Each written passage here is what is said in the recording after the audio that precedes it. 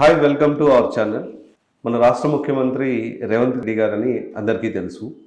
కానీ ఆయనను ప్రభావితం చేస్తూ మరొక వ్యక్తి వ్యవహారాలు నడిపిస్తున్నాడని చెప్పి రాజకీయాల్లో టాక్ నడుస్తుంది.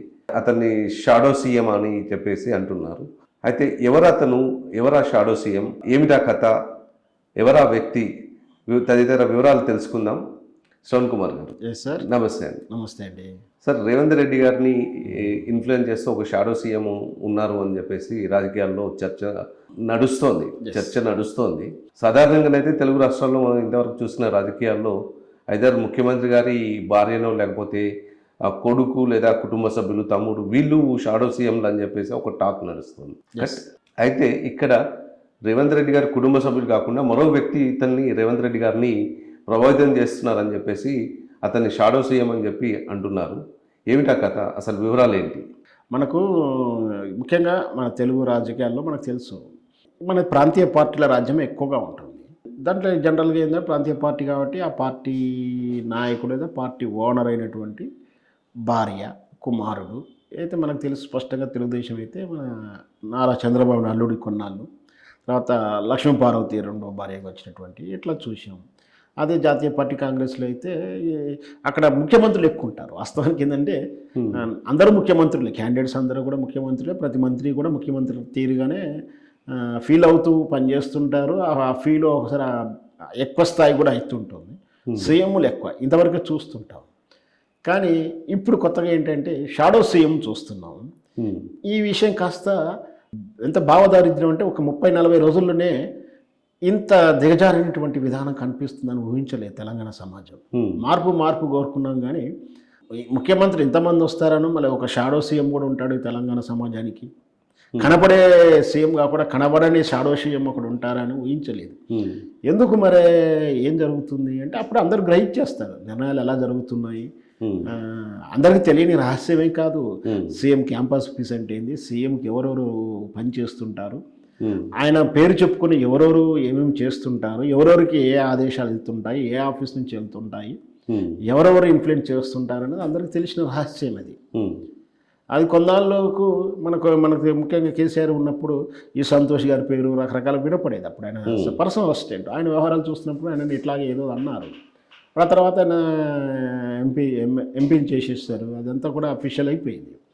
మరి ఇక్కడ ఒక పేరైతే వినిపిస్తుంది చాలాసార్లు, ఆయనే మొత్తం కూడా పర్యవేక్షిస్తూ ప్రతిదీ కూడా రేవంత్ రెడ్డికి ఎండార్స్ చేస్తున్నాడని, ఖాళీ రేవంత్ రెడ్డి వీళ్ళు చెప్పే రివ్యూ ప్రకారం పనిచేస్తున్నాడని, ఈ రాజకీయ కీలకం కాకుండా వ్యవహారాల కీలకమైనటువంటి నిర్ణయాత్మకమైనటువంటి ఫైరవులు కానీ, ట్రాన్స్ఫర్లు కానీ, ఇతరత్ర నిర్ణయ విషయాలు కానీ, ముఖ్యంగా మీడియాలో పబ్లిక్ వేవ్ ఏముంది, ఏ ఛానల్ ఏ విధంగా పనిచేస్తున్నాయి, ఎవరు వ్యతిరేక వార్తలు రాస్తున్నారు, ఎవరు అనుకూల వార్తలు రాస్తున్నారు, ఎవరిని ఎక్కడ నొక్కితే ఏమవుతుంది, ఎవరిని ఎలా కంట్రోల్ చేయాలి, రేవంత్ రెడ్డి ఆయన మీద పూర్తిగా ఆధారపడారని, దానివల్లనే అతనికి షాడో సీఎం అని పేరు పెట్టి ముద్దుగా పిలుచుకుంటున్నారు మీడియా వర్గంలో కానీ, రాజకీయ విశ్లేషకుడు, రాజకీయాలలో ఈ అందరూ చూస్తున్న వాళ్ళందరూ కూడా తెలిసిపోయింది. అతను ఎవరేం కాదు, కర్రి శ్రీరామ్ గారని దక్కన్ క్రానికల్ ఎడిటర్గా చేశాడు. ఎన్నికలప్పుడు చాలా పాజిటివ్, కాంగ్రెస్కు ఆయనకు అనుకూలంగా పనిచేయడం, ఆ మీడియా మేనేజ్మెంట్ అంతా కూడా తానే చూసుకున్నాడని ఇప్పుడు ఏకంగా ఆయన సలహాదారుడుగా పెట్టేసుకున్నాడు రేవంత్ రెడ్డి. ఇప్పుడు ఆయన ఏ పదవి లేనప్పుడే దావోస్ తీసుకెళ్ళడం కూడా చాలా విమర్శలకు గురైంది. దావోస్కి తీసుకెళ్ళాడని కూడా.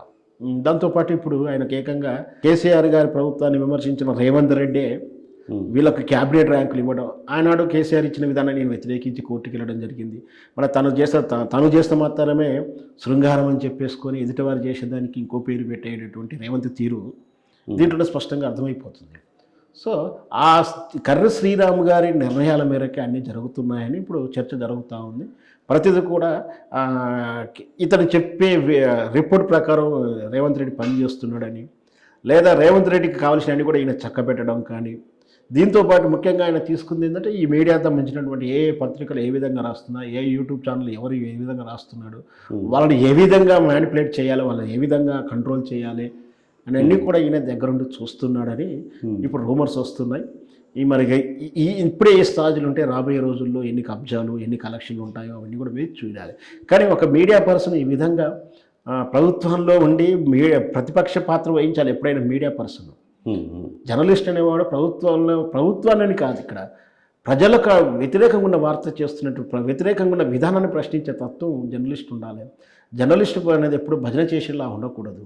ఈ బేసిక్ సూత్రాలు తెలిసినా కూడా వృత్తి ధర్మాన్ని పాటించకుండా అక్కడ ఆ పని చేయడం అనేది అది ఆయన అంతరాత్మకు సంబంధించిన ప్రశ్న అయినప్పటికీ మనం అతన్ని ఏం అనలేము. ఎందుకంటే ఇది ప్రజాస్వామ్యం, అందరికీ ఎవరిష్టం వీరిష్టం వరకు వాళ్ళు ప్రవర్తించవచ్చు. ఆ విధంగా షాడో సీఎం ఇప్పుడు ఆయన నేతృత్వంలోనే అన్నీ జరుగుతున్నాయని ఇప్పుడు మనకు అందుతున్నటువంటి విశ్లేషణ. ధన్యవాదాలు శ్రవణ్ కుమార్. థ్యాంక్ యూ అండి.